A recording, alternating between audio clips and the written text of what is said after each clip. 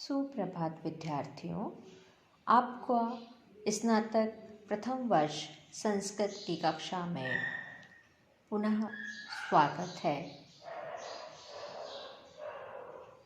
जैसा कि हमने पूर्व वीडियो में बताया था कि नीति शतक के रचयिता भर्तृहरि हैं। आज हम महाकवि भर्तृहरि के स्थिति काल और जीवन परिचय के बारे में बात करेंगे।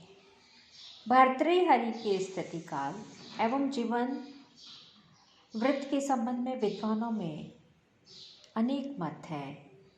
सिंहासन द्वात्रिंशिका तथा विक्रमांक देव चरित में भर्तृहरि का विशेषतः उल्लेख हुआ है। सिंहासन द्वात्रिंशिका में भर्तृहरि को राजा विक्रमादित्य का अग्रज बतलाया गया है। तदनुसार भर्तृहरि कभी वैराग्य होने के कारण राजप्रसाद छोड़कर चले गए थे, पर कुछ काल के बाद फिर लौट आए थे। एक अन्य जनश्रुति के आधार पर भर्तृहरि वस्तुतः विक्रमादित्य के बड़े भाई नहीं थे, अपितु उन्हें बड़े भाई की तरह मानकर विक्रमादित्य ने राजप्रसाद में आश्रय सम्मान दिया था। भर्तृहरि ने वाक्यपदीयम नामक प्रसिद्ध ग्रंथ की रचना की। इस ग्रंथ की विभिन्न टीकाओं का अवलोकन करने से कहा जा सकता है कि भर्तृहरि का स्थिति काल 7वीं शताब्दी से पूर्वतर है। राजा विक्रमादित्य ने हूणों को पराजित किया था। उनसे संबंधित मानने पर भर्तृहरि का समय 6ठी शताब्दी का मध्य भाग ही सिद्ध होता है। चीनी यात्री इत्सिंग ने भी अपने यात्रा विवरण में भर्तृहरि का उल्लेख किया है और उन्हें बौद्ध मतावलंबी भी बताया है। इत्सिंग के विवरण से भी भर्तृहरि का स्थिति काल 6ठी शताब्दी का उत्तरार्ध माना जा सकता है, परंतु इस संबंध में निश्चयात्मक कथन उचित नहीं है। जनश्रुति के आधार के अनुसार जिन विक्रमादित्य ने भर्तृहरि का संबंध जोड़ा जाता है वे विक्रम संवत के प्रवर्तक राजा विक्रमादित्य थे या अन्य कोई, इसका पुष्ट प्रमाण नहीं मिलता। 7वीं शती ईस्वी के अंत में स्थित अमृत कवि पर भर्तृहरि का प्रभाव विशेषता दिखाई देता है। इस आधार पर भी भर्तृहरि का समय 6ठी शती का उत्तरार्ध माना जा सकता है। अब हम जीवन परिचय के बारे में बात करने जा रहे हैं। संस्कृत साहित्य में अनेक महाकवि हुए हैं। कालिदास, भारवी, माघ, इन सभी महाकवियों की तरह भर्तृहरि के जीवन परिचय का उल्लेख प्रामाणिक रूप से नहीं मिलता। भर्तृहरि की रचनाओं के अंतः साक्ष्य पर यही प्रतीत होता है कि राजकीय जीवन से उनका प्रगाढ़ संबंध था और उन्हें जीवन में पर्याप्त भोग ऐश्वर्य का सुख मिला था। वाक्यपदीयम और नीति शतक के मंगल श्लोकों के अनुसार वे शैव वेदांती प्रतीत होते हैं। उन्होंने उक्त ग्रंथों में अनादि निधनम ब्रह्म, अनंत चिन्मात्र मूर्ते आदि कथनों से अपनी ब्रह्मवादी आस्था व्यक्त की है। वैराग्य शतक में उनकी आस्था शाश्वत शिवानंद की ओर उन्मुख दिखाई देती है। इससे वे वैदिक धर्मावलंबी ही थे ऐसा प्रमाणित होता है। भर्तृहरि के जीवन व्रत एवं व्यक्तित्व को लेकर भारतीय हिंदू जनता में अनेक जनश्रुतियाँ प्रचलित है। तदनुसार वे मालवा प्रदेश के निवासी थे और जाति से क्षत्रिय थे। उनका जन्म एक राजवंश में हुआ था। उनके पिता गंधर्वसेन की 2 पत्नियां थीं।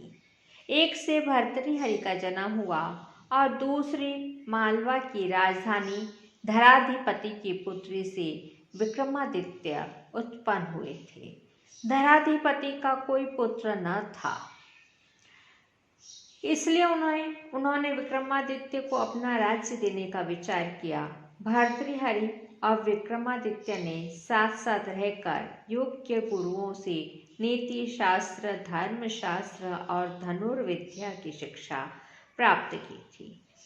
विक्रमादित्य भर्तृहरि का अत्यधिक आदर करते थे, इसलिए उन्होंने अपने बड़े भाई के रहते राजा बनना स्वीकार नहीं किया और अपने नाना से भर्तृहरि को ही राजा बनवाया तथा स्वयं मंत्री बनकर शासन चलाने में सहयोग किया। कुछ समय बाद मालवा की राजधानी धारा नगरी से बदलकर उज्जैनी बनाई गई। राजसत्ता पाकर भर्तृहरि की विषया शक्ति इतनी अधिक बढ़ गई कि वे सारा समय अंतःपुर में ही व्यतीत करने लगे। विक्रमादित्य के बार बार समझाने पर भी वे अपनी आदतें सुधार नहीं सके।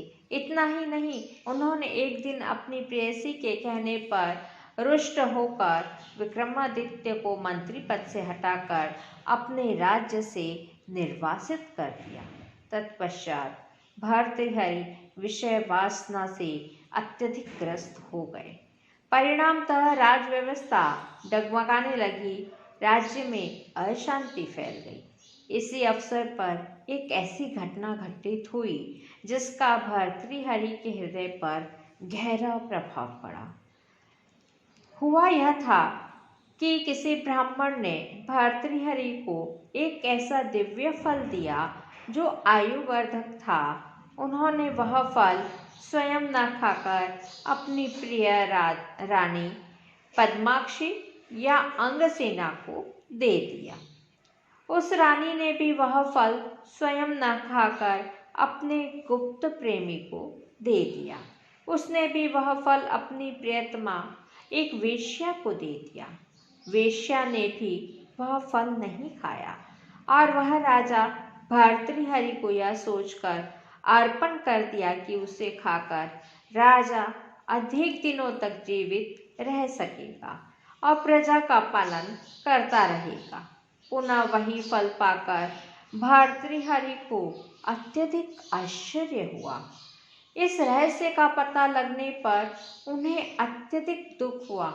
इस संबंध में उनका एक श्लोक उद्धृत है जो कि नीति शतक में है। याम चिंतयामि सततम मयि सा विरक्ता सा अपि अन्यमिच्छति जन्म स जनो अन्यसक्तः अस्मत्कृते च परितुष्यति काचित् अन्याधिकतां च तं च मतनं च इमां च मां च। अर्थात मैं जिस प्रियतमा स्त्री का रात दिन चिंतन करता हूँ वह मुझसे प्रेम नहीं करती और अन्य किसी दूसरे पुरुष को चाहती है। वह दूसरा पुरुष भी उससे प्रेम न करके किसी अन्य स्त्री में अनुरक्त है, परंतु वह स्त्री भी मेरे चिंतन में प्रसन्न रहती है। अतः वह मेरे प्रियतमा को, उसके प्रेमी पुरुष को, कामदेव को और इस स्त्री को तथा मुझे धिक्कार है। कामदेव की इस विडंबना और अपनी भ्रांति से भर्तृहरि का हृदय अत्यधिक क्षुब्ध हो गया और उन्होंने रानी को खूब फटकारा, जिससे रानी ने आत्महत्या कर ली। तब पिंगला नाम की रानी से राजा भर्तृहरि को अपने मोहपाश में आबद्ध किया। इसी समय एक अन्य घटना घटित हुई कि एक दिन भर्तृहरि शिकार खेलने वन में गए। वहां उन्होंने देखा कि एक शिकारी ने अपने बाण से मृग को मार डाला, परंतु तभी सांप के काटने से वह भी मर गया। बाद में मृगी आकर अपने प्रियतम मृग के देह पर गिरकर मर गई और शिकारी की पत्नी भी अपने पति की चिता पर बैठकर जल गई। यह दृश्य देखकर भर्तृहरि को अत्यधिक आश्चर्य हुआ। राजभवन में आकर उन्होंने यह हृदय विदारक घटना अपनी प्रिया पिंगला को कह सुनाया। रानी पिंगला ने इसका सामान्य से उत्तर देते हुए कहा, राजन, पतिव्रता स्त्री तो अग्नि चिता की भी जरूरत नहीं पड़ती। वह तो पति के मर जाने पर तत्काल अपने प्राण त्याग देती है। रानी का यह उत्तर सुनकर भर्तृहरि को उस पर विश्वास नहीं आया, इसलिए उन्होंने उसकी परीक्षा लेने का निश्चय किया। कुछ दिनों बाद राजा भर्तृहरि फिर शिकार खेलने वन में गए। वहां जाकर उन्होंने अपना एक वस्त्र रक्त में भिगोकर अपने अनुचरों के हाथ रानी पिंगला के पास भिजवा दिया। सेवकों ने राजा की आज्ञानुसार वह वस्त्र रानी को देते हुए निवेदन किया कि महाराज पर वन में शेर ने घात लगाकर आक्रमण किया। उसका सामना करते हुए राजा स्वर्ग सिधार गए। इस हृदय विदारक कथन को सुनकर रानी पिंगला ने राजा के उन वस्त्रों को जमीन पर रखकर स्वयं उनके आगे सिर झुकाकर अपने प्राण त्याग दिए। तत्पश्चात सेवकों ने राजा भर्तृहरि के पास जाकर जब यह सूचना दी तो वे अत्यधिक दुखी हुए।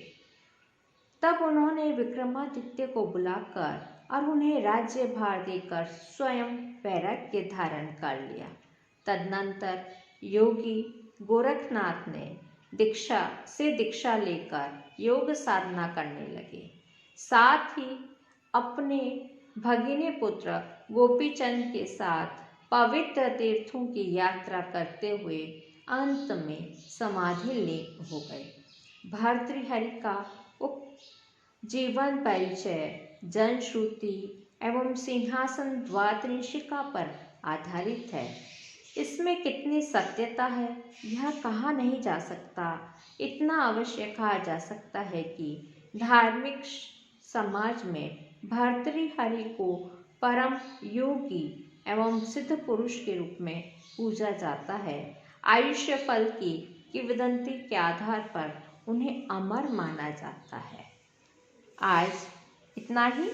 कल हम इससे संबंधित आगे पढ़ेंगे भर्तृहरि की रचनाएं, भर्तृहरि का नीति शतक, इसके बारे में सामान्य चर्चा कल करेंगे। धन्यवाद। सर्वे भवन्तु सुखिनः, सर्वे सन्तु निरामया, सर्वे भद्राणि पश्यन्तु, मा कश्चित् दुःखभाग् भवेत्। ओम शांति शांति शांति।